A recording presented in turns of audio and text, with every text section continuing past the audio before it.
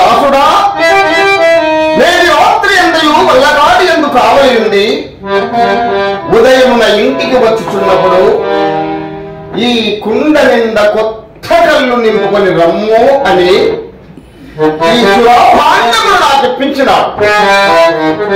అహో సురాభాండమా, నీవు కడు పూజ్యురాలు కావాలని విశ్వామిత్రుని సహాయ సంపత్తితే విశ్వవిశ్వంభరాదేవికి ఆస్థానమగు భుజపీఠిపై ప్రతిష్ఠించున్నావు.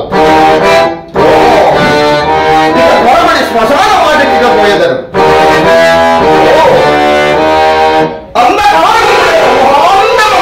ఆవరించి కన్నులున్న వారి సైతం బుద్ధివాదులు చేయుచున్నది కదా ఈ అందగారము.